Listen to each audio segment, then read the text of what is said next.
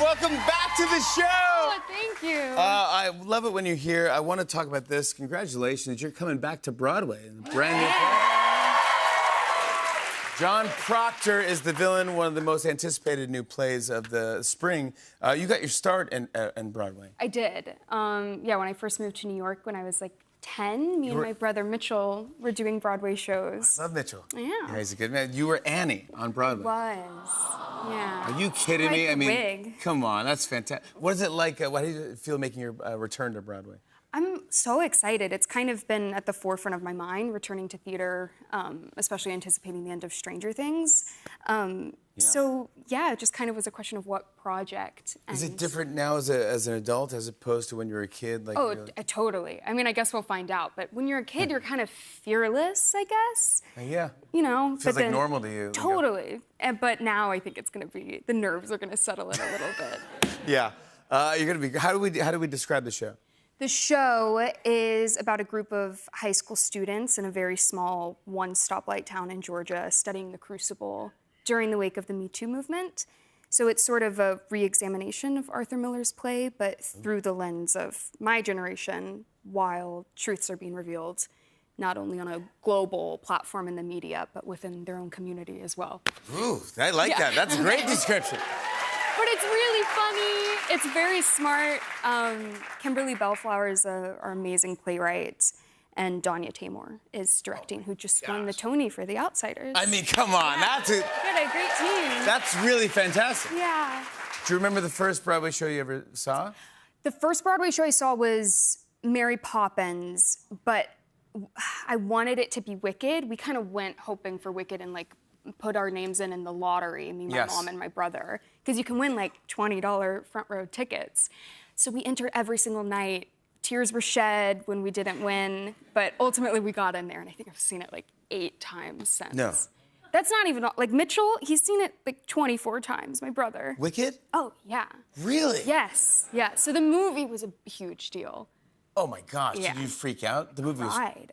You cried, yeah, of course, yes. Why not? It was everything. Like Wicked, whoever illegally filmed Wicked on Broadway and posted it to YouTube, like I have you to thank for for making you a Broadway fan. Yeah, and also you were saying backstage High School Musical. Well, naturally, yes. That's a big influence? A huge influence. Really? Yeah. Have you ever met anyone from the cast?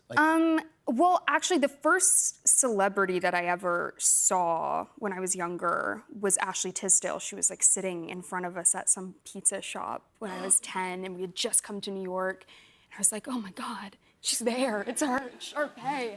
But we didn't say hi. I was too nervous. I couldn't do it. Really? Yeah. Yeah, because she's the one and only. She's the queen. It's Yeah, of Sharpay. course she is. Yeah, of course. You were saying also, like, some of your co-stars of Stranger Things, they've been on Broadway at the same time as you. Yeah, Caleb and Gaten. We all were on Broadway at the same time. Did you ever run into each other? Yeah. You did? Yeah, I remember both me. of them.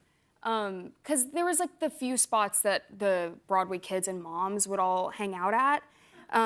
One of them being like the 8th floor of the Marriott Hotel in Times Square. You know, I don't know if you've ever been there, but they've got like those big elevators and stuff. And so it was like our playground, kind of. But I remember Caleb there and Gaten playing hide and seek. Well, no, it was just kind of open to the public. The moms like a called lobby. it the office because that was just where they could go while their kids were like performing. No way. Yeah. And then all these years later, you end up being on one of the biggest shows of all time, Stranger Things, together. Yes. And they remembered as well? Oh, of course, yeah.